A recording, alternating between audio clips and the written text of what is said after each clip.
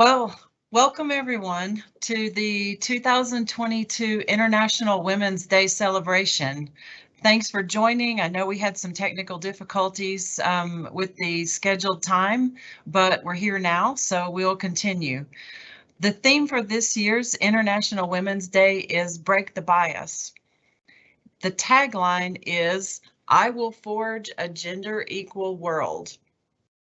This is the first event sponsored by the newly formed Women's Business Resource Group.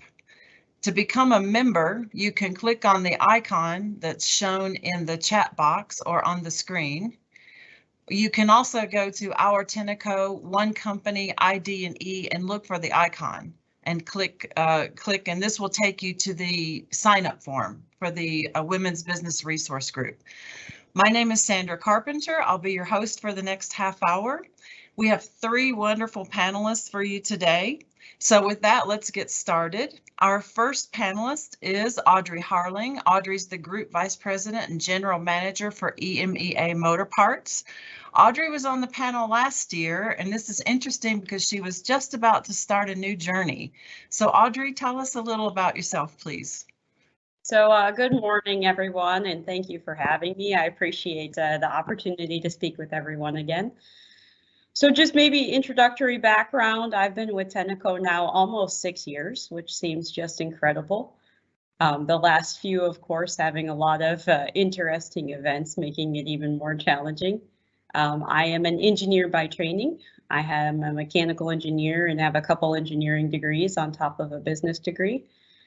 Found a lot of passion in math and science as I was a child and would love to encourage others to continue to do that path as well. Joined a German engineering firm working on air conditioning systems when I was first starting my career. Worked there 10 years. Went to work for Valeo for 4 years when I found my passion in program management. And subsequently after that, moved over to Tenneco. And I think we'll talk about some of that journey as we move forward through the panel. Yes, thanks, Audrey. Our second panelist is Rustin Murdoch. Rustin's the Executive Director of Finance for Clean Air Europe. Rustin? Thanks, Sandra. First of all, I want to say that I'm very happy to be here to bring awareness to International Women's Day. My 30-second intro starts with Legacy Federal Mogul 25 years ago in corporate accounting, where I then moved into operations as a plant controller, progressive positions around regional and global finance roles. I was the CFO of our Indian operations on the powertrain side when we first took that as an acquisition. I've moved as central global roles, and currently I'm in Clean Air, EMEA, and very happy to be here. Thanks, Rustin. We'll get to know you a little bit better through the half hour. And our third panelist is Micah Sieber. Micah is an operations manager for Clean Air Eindhoven. Micah? Hi, my name is Micah. I'm German. I'm located in the Clean Air plant in Eindhoven. And before joining Eindhoven last year in August, I was the plant manager of our just-in-time facility in Rastatt. That's basically a plant where you do just-in-time production and you have the additional complexity of sequencing. This is actually my second career at Tenneco. I started in 2002 as a student and I left in 2009 before rejoining 2016. Most of my career I have actually been either in operations or very close to operations in support functions such as Lean and Six Sigma. And I also do have some broad experience cross-functionally in the areas of program management and sales. Well, Micah, we're very happy to have you on the panel today. Well, let's get started. Let's talk about diversity and bias. We often think of diversity as differences that we can see, things like race or age or gender or ethnicity. But it's important to recognize that diversity can include things that we don't see, like religion, education, marital status, and so on. There's also organizational and cultural traits that bring an influence. And we've learned through the International Women's Day Break the Bias materials that bias is in many forms and is often unconscious. So with that, I'd like to ask Audrey. Audrey, what would you change about some of the conscious or even unconscious assumptions made about women in the workplace? And then what are some of those assumptions you would like to challenge? You're on mute, Audrey. Thank you. Sorry about that. I think that's a very interesting question and appreciate that very much. And I think it is interesting to understand how we go through and we make certain assumptions or correlations between things. I believe there's still a lot of assumptions made on gender roles and where people fit into places or don't, just as a general assumption. And I would love to see some of that change. I remember going through school and understanding, having people comment that engineering was a strange career field for women. And, I never saw it that way. For me, I loved math. I loved science. I loved building things that all just kind of came together. And so what I'd like to see change is some of that kind of profiling where we fit people into places just because of gender bias or just a natural assumption on where people would fit. And I think we can start a lot of that at younger ages, really by encouraging more diversity, challenging. I'd love to support younger girls in STEM, working through some of those mathematics, working through the technology, really encouraging them to stick with it also. I know there's a big change as they go through school where a lot of them fall out of that. It gets difficult. It's really difficult. It's hard, it's challenging, but there's a lot of growth and opportunity that comes when you challenge yourself to go through those rocks and build yourself upon them. So I'd love to see some of that change, and I love to be a part of it. I like to participate with the schools and try and challenge the team to really bring more girls into the math and science and know that this is a career where you can really build a great life. Thanks, Audrey. Very insightful sharing there. Well, as we think about breaking the bias and changing how people think about things, a woman named Ruth Bader Ginsburg comes to mind. She served as an Associate Justice of the Supreme Court of the United States, and she served from 1993 basically up until her death. But without a doubt, this woman broke the gender bias. She was a legal giant in the United States and a great advocate for females, but she was also well-rounded, a loving wife, a mother. She loved the opera. She was also a change agent. And one of the things she said was, real change, enduring change happens one step at a time. So, Rustin, from your perspective, what changes have you seen or have you experienced over time that have shifted us toward a more gender-friendly workplace? And maybe tell us a little bit about why you're an ally for gender equality in the workplace. Sure. I think that's a great example of a movement that has happened, especially in the U.S. She's an inspiration, I think, to a lot of people. Over the 25 years of my career here at Tenneco, I think I've seen a big change in the workplace and awareness mostly. This conversation that we're having right now, I don't think would have been thought about 25 years ago. So just the awareness, the training, the education that everybody is trying to put into this, I think shows that we believe it's the right thing to do. From a society point of view, personally, I can say my grandson, who is in elementary school in the Chicago school system, currently has classes around gender, around equality, how to respectfully address people of all types of genders. So I think our world is moving in this direction, and I think we're going to be a stronger society for it. Personally, then, specific things that I've done or that I think about. So from my perspective, 50% approximately of the world population are women. And I actually believe that we should have the strongest workforce possible. And in doing that, it's allowing everybody the opportunity to achieve their highest potential and goals. I think we owe that to everybody. I personally have a very strong workforce, both men and women.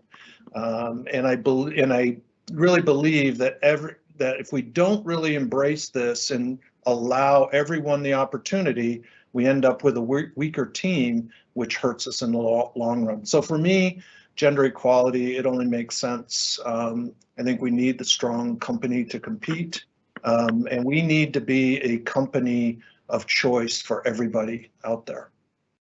Oh, that's great, Rustin. Thank you very much. Let's talk about shifting norms. You referenced, 25 years ago, in some industries in the past that were predominantly male, we now see maybe the norm is females. Take doctors or surgeons, for example. It's now quite common to see female doctors or surgeons. And over time, our view about what is, let's say, normal has shifted. Now in the auto industry, we begin to see more female leaders such as Mary Barra, the CEO of General Motors, and other predominant females. Micah, tell us a little bit about your career journey. This didn't happen by accident. Can you share a moment maybe of empowerment or a success story that's inspired you along your journey to become where you are today? Yeah, sure. I mean, like I said in the introduction, I spent almost my entire career in operations, and the start into all of this was actually pure coincidence at that time. I started in the area of Lean and Six Sigma, or what today we call CI. And then somehow the journey just progressed through operations. A couple of years after I had left Tenneco, I became the production manager at one of our competitors. And then I decided I want to move back into my home area, location-wise, and that was the point when I rejoined Tenneco. And when I became the plant manager of our plant in Rastatt, it was a total funny situation because I went into this male-dominated environment. The plant did not have one single female. I mean, not one, it's like I was the only female in the entire plant. So suddenly I was there, the only female and the highest person in hierarchy. And very interesting to the time when I started there, the OEM we are working for in Rastatt, and we are basically on the premises of this OEM with our plant. They had a massive initiative internally for empowering women. They wanted to bring, I believe it was something like 20% females in management positions by the year of 2020. And of course, with all of that happening at the OEM, the people I worked with from the customer side also assumed that I was there for the quota, basically for fulfilling the quota of Tenneco regarding females. But I was lucky that to this time when I started, we had a very challenging change ahead of us. And I had to do a very big presentation in front of the entire senior management team of Daimler to that time. And after this presentation, they had actually understood that I can provide something to the company and that I'm not there to fulfill any type of quota. So basically, I mean, the empowerment for me was that at that point, I had broken through the glass ceiling and I had broken the prejudice. That is an amazing story. You're quite the pioneer, and I'm very happy to have you on the panel today. Thanks for sharing that story. Along that same line, Audrey, last year we met you on this very same panel, this same event, and you were about to start a new journey. And now it's 1 year later, you're the VP of Motor Parts Europe. And I understand that this is not your first rodeo, not your first time as a VP with Tenneco, and you've held other positions. But tell us a little bit about how you've succeeded and thrived in what's been traditionally a male-dominated work space. Yeah, so I think I've always embraced being different, and that may have been a key to sometimes not even noticing maybe that I was the only woman in the room. It occurred to me some cases, but not in all of them. And I always enjoyed coming at things from a different perspective. I can remember when I started in engineering, I was working with floor ducts for heating and cooling inside a vehicle. And I always had a different perspective because I would get in the car, we'd be testing floor ducts, and the men would a lot of times have closed shoes, socks on. And if it was summertime, I might have had high-heeled sandals on. And just from a different perspective of what kind of shoes I wore, I had a different view on the performance of the air conditioning unit. And it was really an eye-opening case in trying to drive diversity of perspectives and what you can bring to the table and having a different view on things. So coming into the EMEA team has been great. It's been a challenging year. It would have been challenging for any kind of a leader. We've continued to have remote work. We've not been able to be together. We've had the unprecedented challenges over and over again. But I think what's really come to light is the diversity of perspective that we have and that I continue to bring to the team, and how we work as a team. So our ability to present facts, our ability to present data, our ability to bring and drive a consensus way of operating. And I think that has been a continued success story through 2021, and now we're bringing that into 2022. So just providing an opportunity for teams to think differently, for providing an opportunity for everybody to come to the table, offer a thought, offer an opinion, drives a stronger way forward. So I've never thought about it as being maybe different. I don't know, maybe I've never thought about myself as being a little bit normal, always kind of coming from outside the box, but that's what I think brings the benefits and the ability to offer an outside opinion to something that strengthens a solution or a path forward for strategy. I think what I'm hearing you say is that you bring your authentic self to whatever situation you're in. And yes, go ahead. I love that. Thank you. Great. Thanks, Audrey. Very, very interesting. So, Rustin, you've been a big ally for us. Can you share how you are promoting and mentoring and supporting the women in the Tenneco pipeline? Sure. So people on my team, both men and women, I want to give them the equal opportunity to be able to get all their goals and objectives that they want to achieve. So women on my team that are working hard to improve themselves to the next level in their career, I'll work with HR on things like 360-degree feedback reviews, getting them out and identifying them as future leaders of the organization, assigning coaching resources to them. And I encourage them to get a connection with a mentor. I've reported to women in my career, and I've had women report to me. And I think mentoring and getting some of that connection, I think goes a long way. And as Audrey said, encouraging people to embrace themselves and bring a different perspective to the team.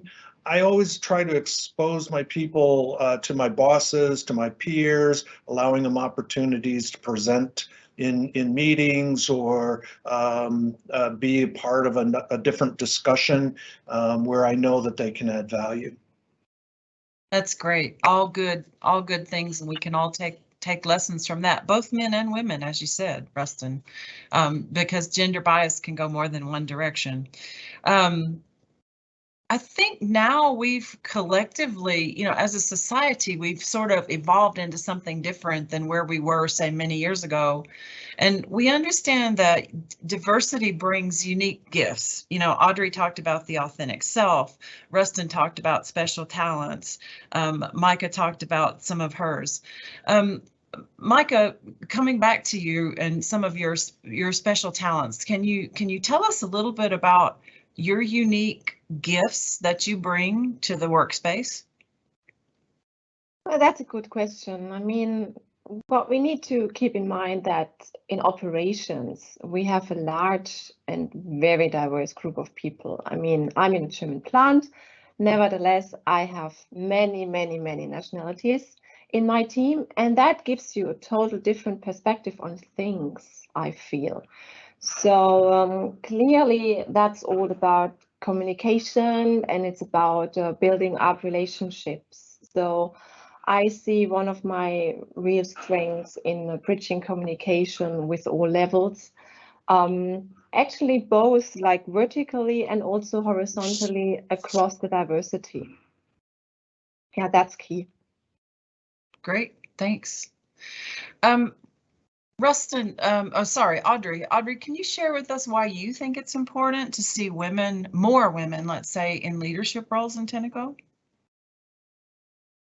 I think I'll use Rustin's comment that he made earlier just to start out the topic, but certainly we see 50% of the consumers and the consumer market, if we take a look across automotive as a general basis, and the constituency, if you will, is 50% female, and we should have a representation and a dynamic that is similar. As we take a look, I think, at the workforce as well, and trying to develop that same kind of statistic, if you will, we need to continue to develop and support our team and our people. I think it's important to have dynamic and different leaders inside an organization. As we come to a table, everybody's perspective drives policy, drives flexibility, drives adaptability. And the more, I think, female leaders you have in there, the more you'll have some different perspectives, bringing into every conversation a hint and a section of diversity.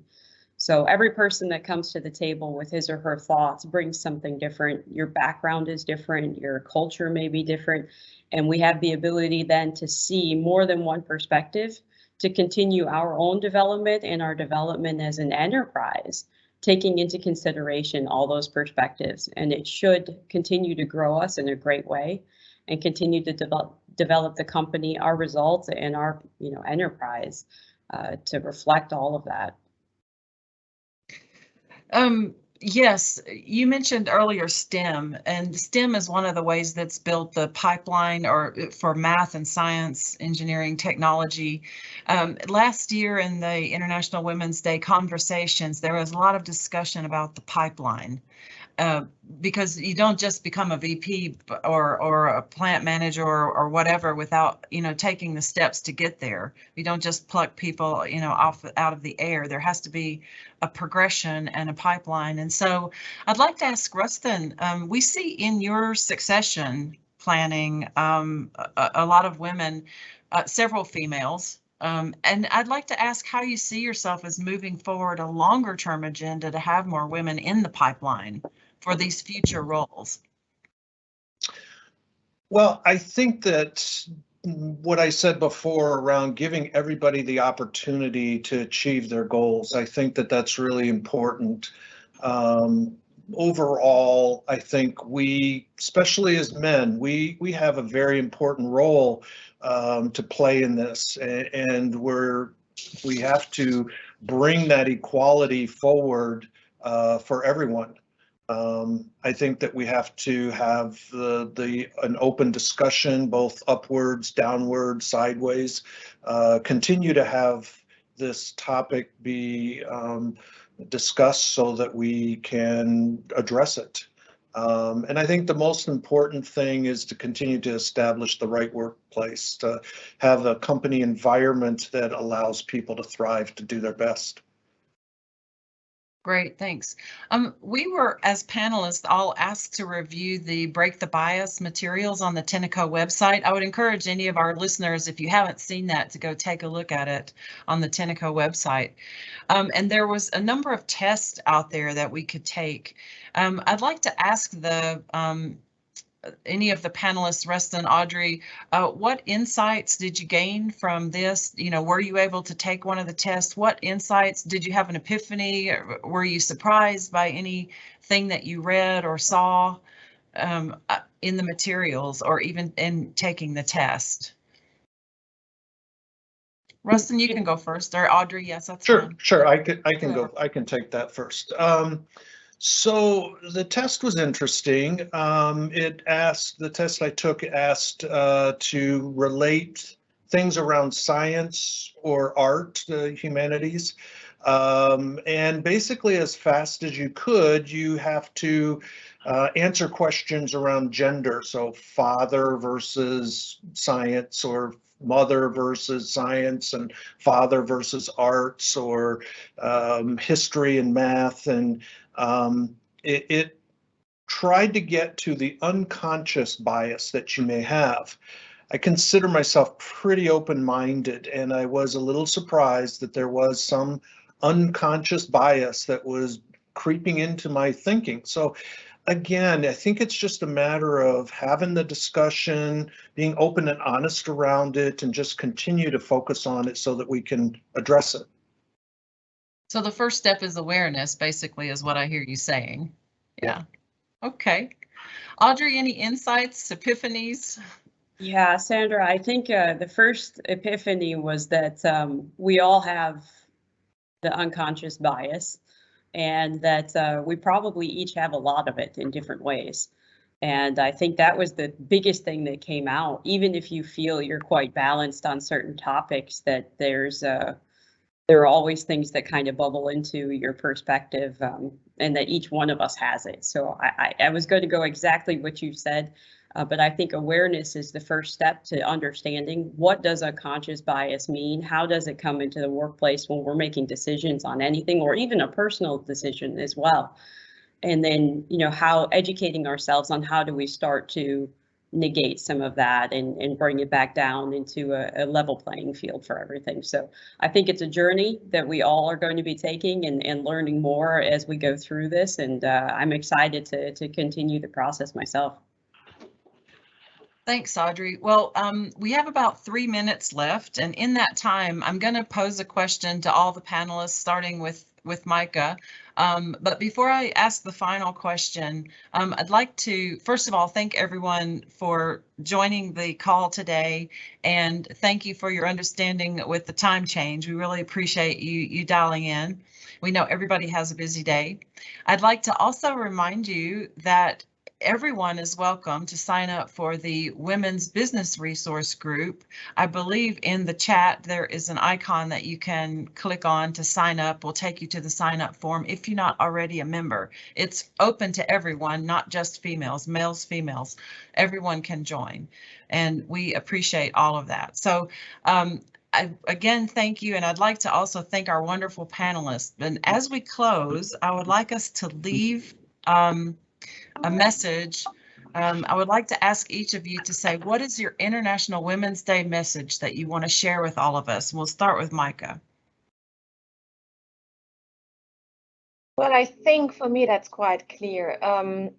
Be yourself. Don't let individuals break you. And with individuals, I'm talking about, like, for example, opinionated people. And whatever happens, just be yourself. Thank you. Good advice. Okay, Rustin. So I think my message is that it's never wrong to fight for the right thing. I think that we're all ambassadors to our teams and our company, and we all have a stake in this topic. So let's work together, establish the right workplace and the right company environment so that everybody can achieve their goals, and that everyone around us has a better and stronger workplace. Great. Thank you, Rustin. Okay, and last but not least, Audrey, your message for us. I would say to embrace your uniqueness, We come together as a team, a collective whole, much stronger than each individual. Inside Tenneco, our biggest asset is our people, and the better we work together, support each other, develop each other, and come together, the stronger we are as a company, as a people, and I think we can continue to support each other in the best ways possible. Thank you, Audrey, and thanks again to all the great panelists today for sharing with this group, and thanks to everyone who dialed in today. Happy International Women's Day. We'll forge a gender-free world, gender-biased world. And thank you, Sandra, for moderating for us. We appreciate your participation with us.